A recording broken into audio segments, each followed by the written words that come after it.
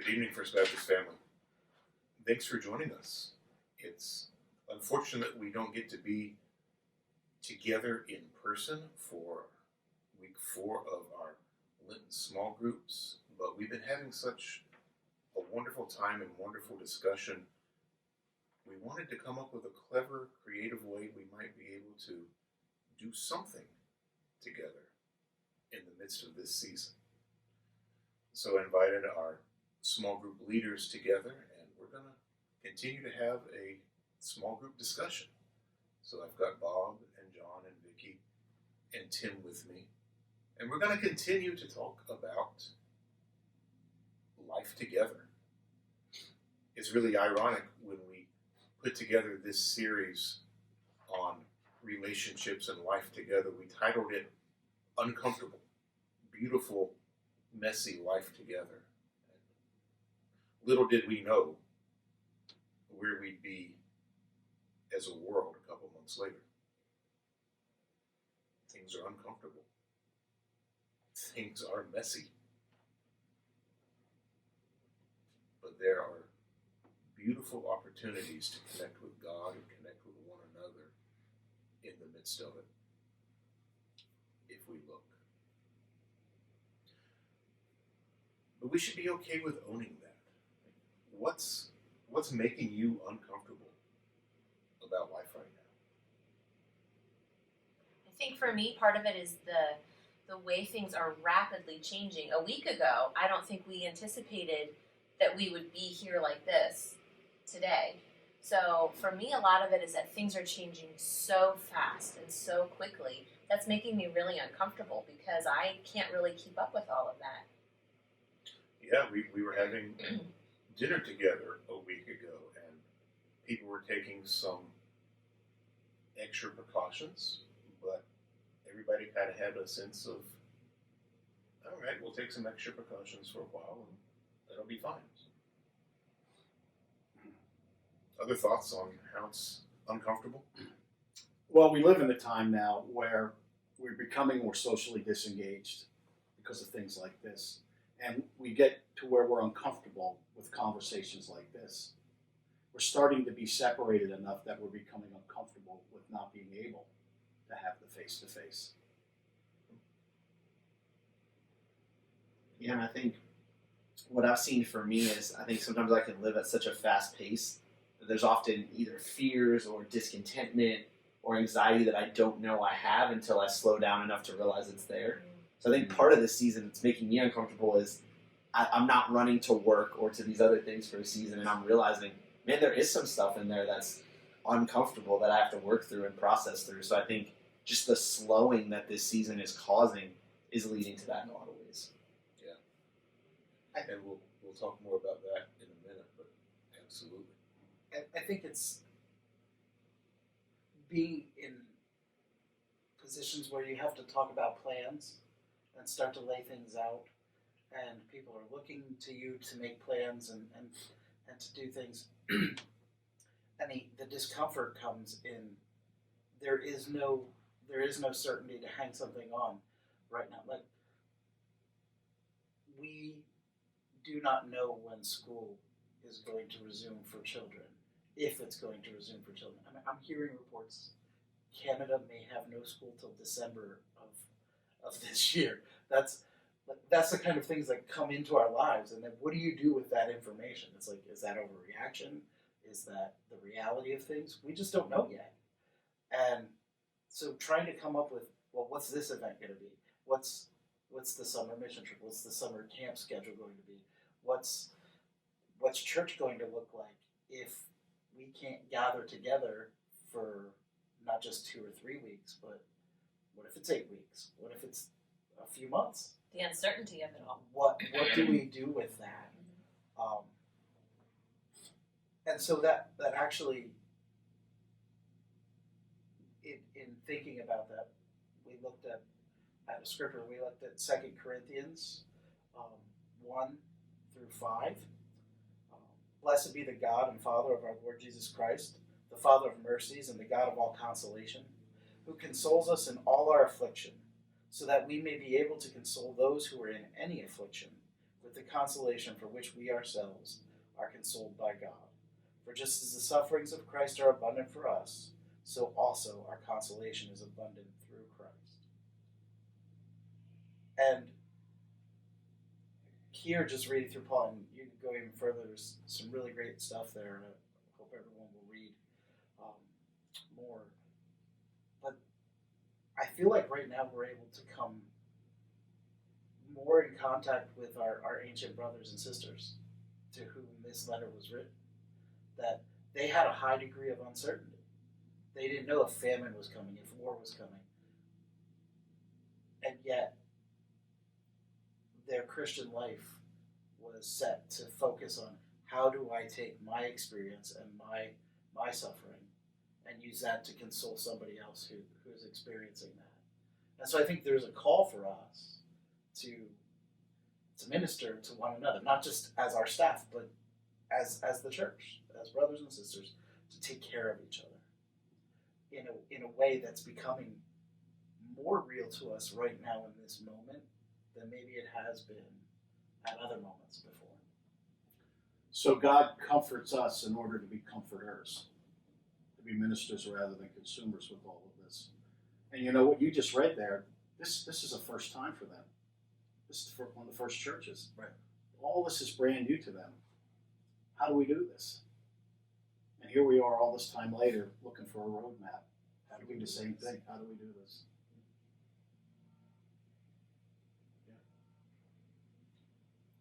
What do you think?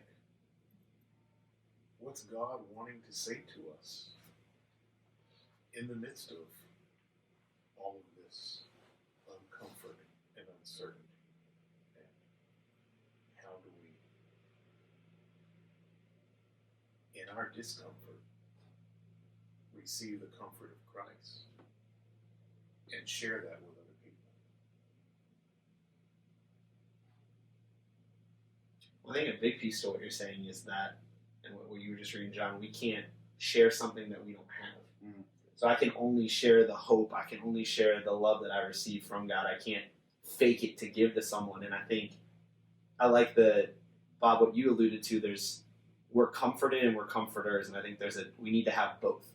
We can't just comfort everyone else in this season and not address what's scary and what's uncomfortable and what's difficult about this season. But we need to go to God with it and go to the only place that can actually address the deep need that's in there, and then use that to comfort other people. And I think in some ways that seems very simple, but I think is very hard, especially as you're saying, there's so much that we don't know, and it feels like minute by minute, day by day, so much is changing. So I think it requires that comfort in new ways for us. Well, and it really is an opportunity for us to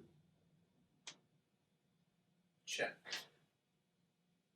where our faith, where our hope really are. This is a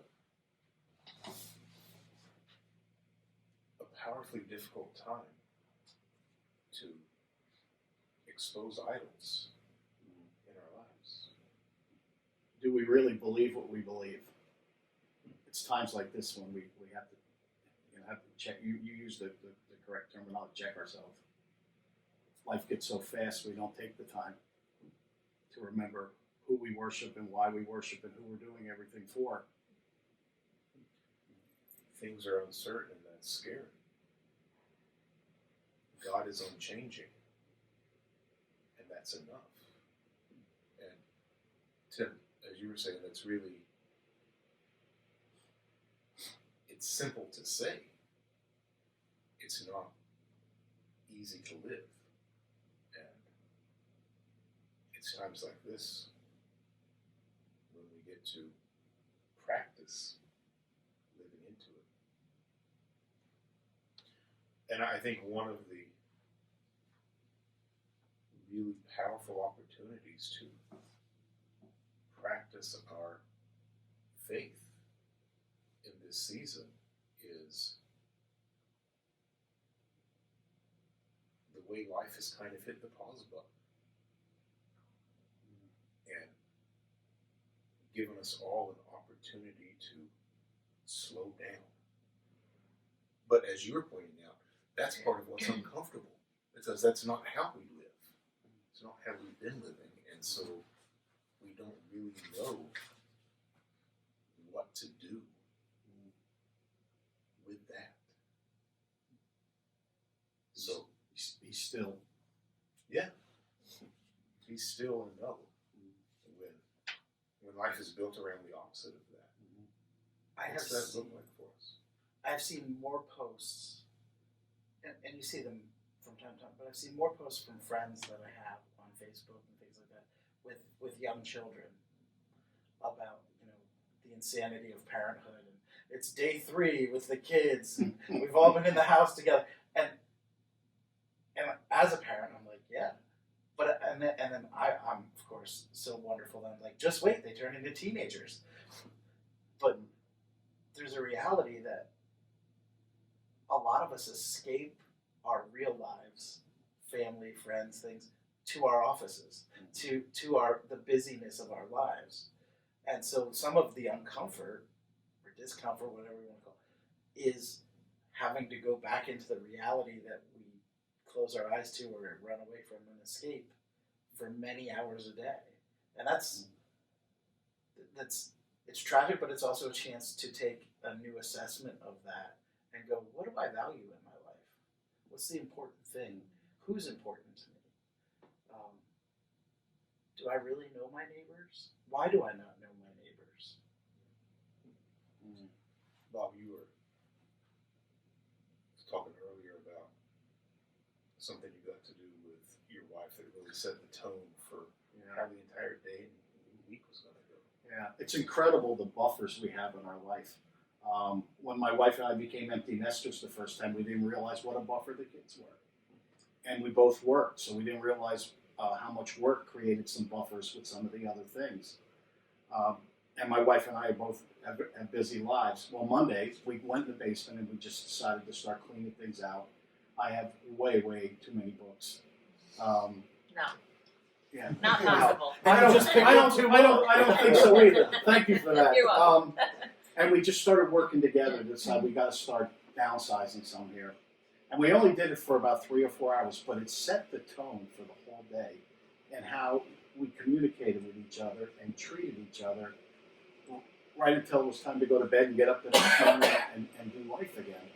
But we've never slowed down just to do that. Now I'm sure, I have grandkids, so when we're done with them, we could just give them back. We're far removed from having children now in the house 24 hours a day. However, this is a great opportunity to start rebuilding that foundation of Christianity in the home, because we know that we need to get it right at home to live it out every place else. So here's that opportunity to get reacquainted, sit around a dinner table together, and actually talk about how all their days went and what's going on. We get involved in soccer and all these things the kids do, and we eat in the van, and we drop them all off, and then we come back around and we pick them all up again. We don't have those buffers anymore. It's the time to get back and put these away and get to know each other all over again. In February, we started with the table talkers with the kids, and I encourage families to try it out, even if you just do it one night a week. And what I learned was that we don't eat together that often. And so I even told families that when I said, hey, the March one is here. And because we get like one night a week to eat dinner together. Not anymore. Now we have every meal all the time. I kind of wish there would have been like a slow, gradual thing. I didn't need to just suddenly be immersed in all of that all at once. But it is really important, though. And so I'm trying to remember that and take into account that this is a time to have the kids help out around the house, to have them help make their meals, because I've learned my kids' desire to eat is directly related to whether or not I prepare it or not. If I say, hey, you can make a sandwich, oh, I'm not that hungry then. And so things like that, but also taking time to have family devotion time, which we've never, maybe when they were littler we did make more of a point of, but we haven't really made that a time. And now this is a really good time to do that, to sit down and to spend time together as a family devotional time, even if it's just a few minutes. when we're not screaming at each other, when we're not, being crazy. We could even do it outside on a picnic blanket or something, but take a few minutes to share with your kids about your journey to Christ, or about something that God's taught you, or what you remember from when you were a kid about how God works in your life. Are you guys finding teachable moments in all this for your kids? It's been really interesting to pay attention and be reminded of stress and anxiety and how that comes out. Because, especially kids, my kids probably aren't going to say, I'm really worried about this. It's going to express itself in other ways. And so, recognizing when one of my kids is acting not themselves and taking the time to try to scratch at what's going on there has given space to have some really great conversations about what's true, what's not true. Can we really know all of that? And how do we trust God in the midst of it? And then recognizing that it's not just kids that do that. All of us do that. And how can we slow down and take the time to lovingly interact with each other in the midst of all of the angst people are experiencing? Okay, that's not normally you. How you doing? What's going on? And tapping into that is sometimes slowing down can help us do that. For the past couple of weeks, Kaylin has changed. With me being away at school, she's always been waiting up for me to get home and things like that. And that's a behavior of, hey, I miss you and I need you. But over the past couple of weeks, it changed because they talked about coronavirus at school, but what is it? And like you'd hear a joke or there'd be something would happen. But she knew that I watched like videos on YouTube that would be an update. So she would ask me every day, is there another coronavirus update? And then she would come up and she would lay in my bed and she would fall asleep watching the coronavirus update. And it was just, she was getting the information, but it was time to connect with me and not worry about it. And how I reacted was really important. She kind of was able to relax and go to sleep. And I think in that I learned something about her, but I think there's something we can take from that about just being with each other and comforting one another. Doesn't have to be more than spending time and being open and honest with one another about where we are. Because I didn't do anything, but it provided her comfort and let her get to that.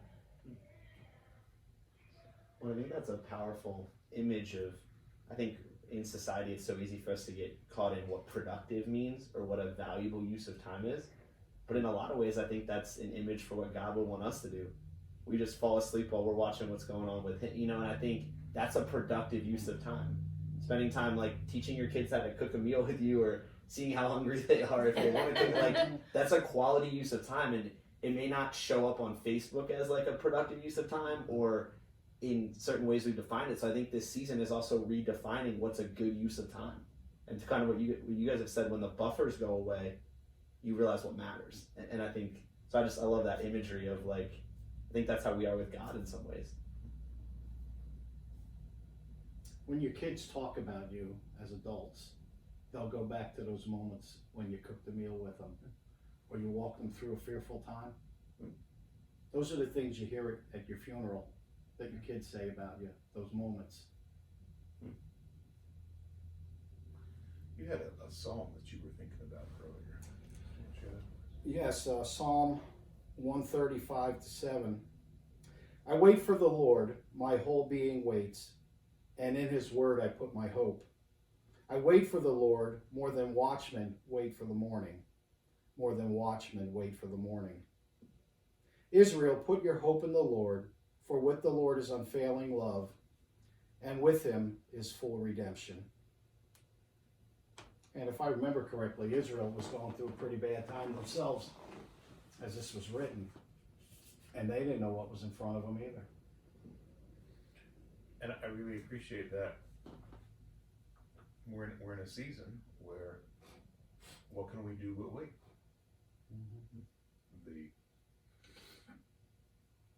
The leadership from a local to a national level have asked us to just sit and wait and say the most important, most helpful thing we can do to care for one another is wait. And that's hard. But how do we be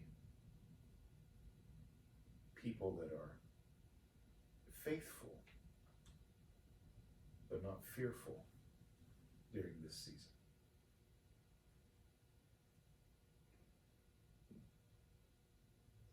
Well, I think one thing I was reading kind of a devotional this morning, and it laid out this kind of parallel that can happen where when we're in a situation that we didn't envision and that wasn't in our plan, we can view it as a prison or as a promised land moment.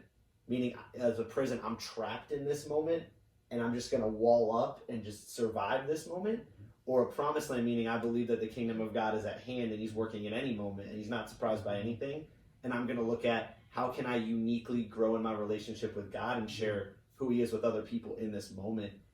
And I think the perspective matters so much, because what we feed in, whether it's what we're reading, what other people are saying, our perspective can change minute by minute. And I think two verses that really set that up so well are in Philippians 4, 6-7. It says, "Don't be anxious about anything, but in every situation, by prayer and petition with thanksgiving, present your requests to God, and the peace of God, which transcends all understandings, will guard your hearts and your minds in Christ Jesus." And I think in a lot of that is the key to having a faithful versus a fearful mentality. And you talked about this in our last series of getting unstuck, that guarding our heart. And I love that imagery comes, that peace is a guarding factor of that. Because our mind and our heart are susceptible to what we hear and to what's around us. And I think living faithfully is taking this book, well, it's on a phone, but this book is true, and that this is going to be my guide for what I'm experiencing and not everything else I'm hearing. And I still want to be informed, but I'm going to let this speak to what's happening. So I love that imagery, and it just reminded me of how you really touched on that in the last series of the importance of guarding our heart and our mind and how peace can do that in a lot of ways. But yeah, I think that for me is what I'm trying to do now is go from my prison mentality of here's everything I'm missing and here's how I'm stuck and trapped and not able to do what I want to do, to a promised land. How does God want to use me in this season? Are we seeing this as an opportunity? Yeah, exactly. We talked about the family. Last week we talked about serving. We're all going to come back here soon and resume our ministries. How are we going to do them differently, and who are we going to do them with?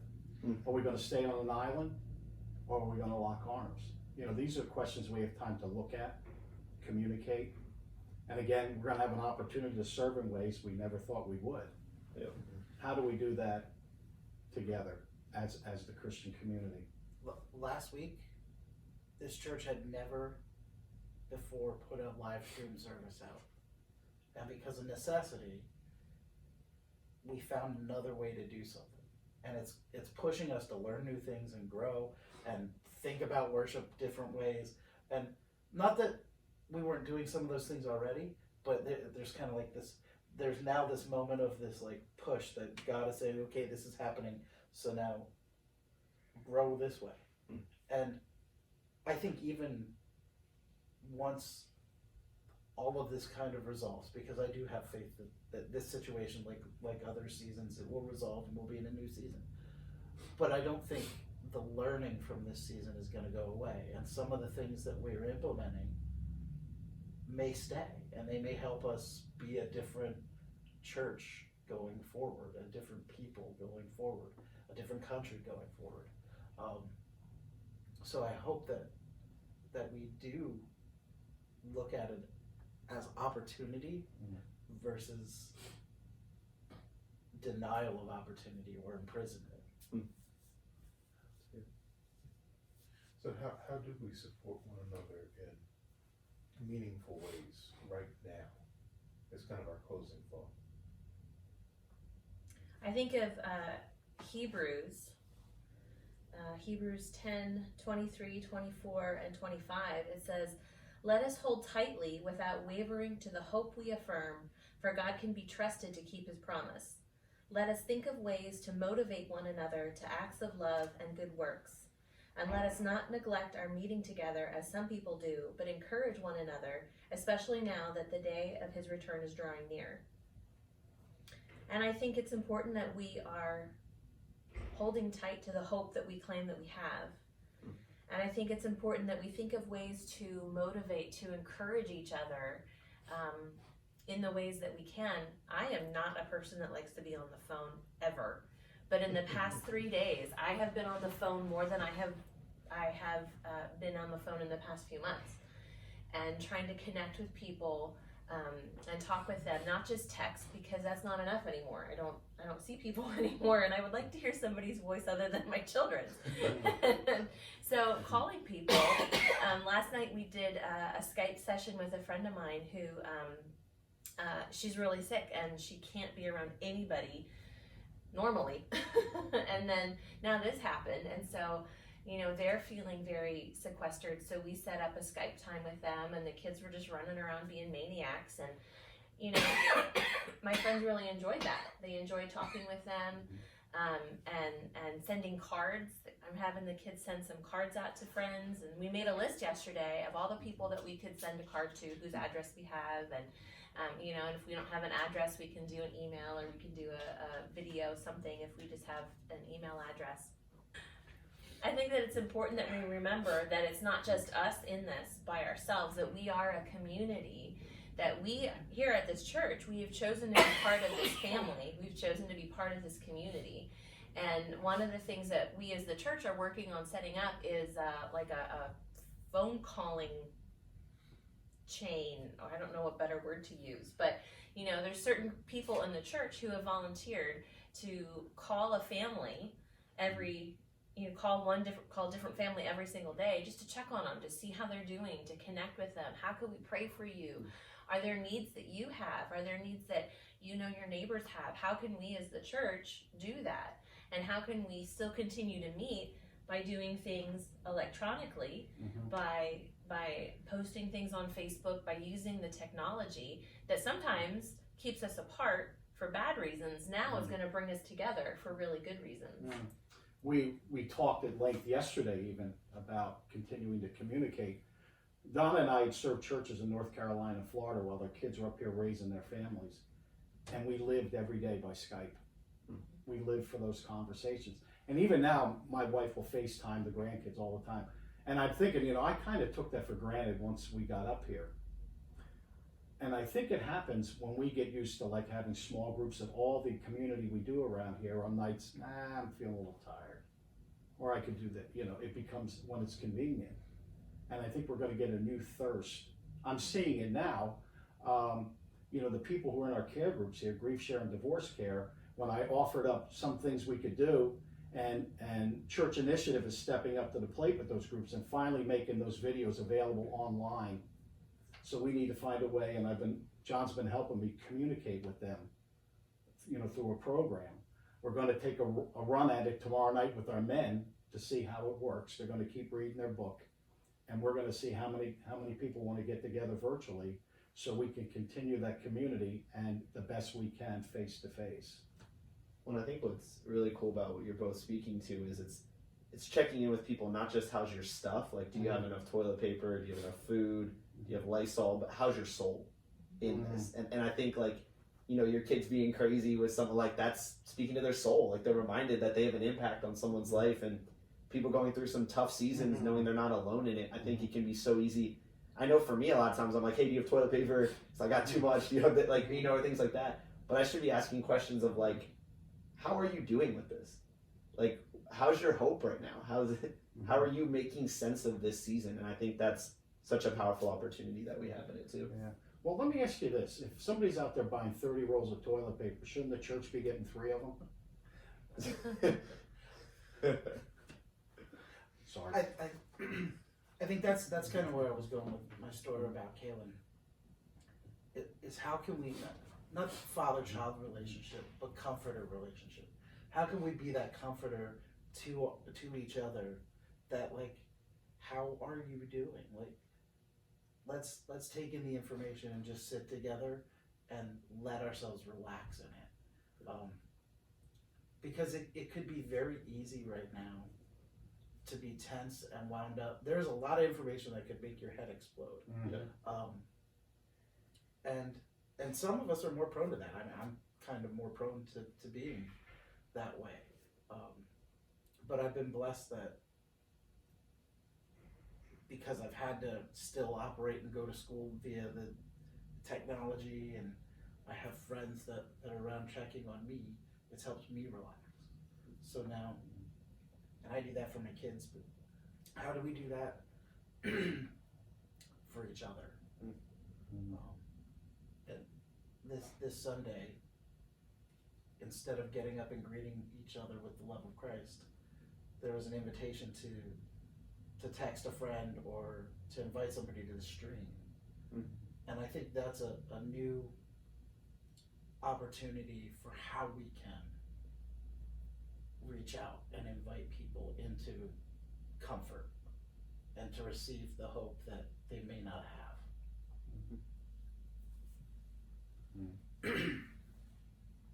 So we have a lot of really different, unique opportunities to share the love of Christ with one another in this trying time.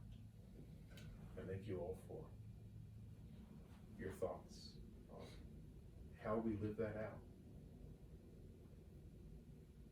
I want to hear from you, what you're seeing, what you're feeling, how you're doing, how we can continue to serve our Lord and our community together in this season. I'm going to close our time with some more words from Paul in the Philippians passage that Tim was sharing a few minutes ago. For the rest, my dear family, these are the things you should think through. Whatever is true, whatever is holy, whatever is upright, whatever is pure, whatever is attractive, whatever has a good reputation, anything virtuous, anything praiseworthy. And these are the things you should do. What you learned, received, heard, and saw in and through me. And the God of peace will be with you.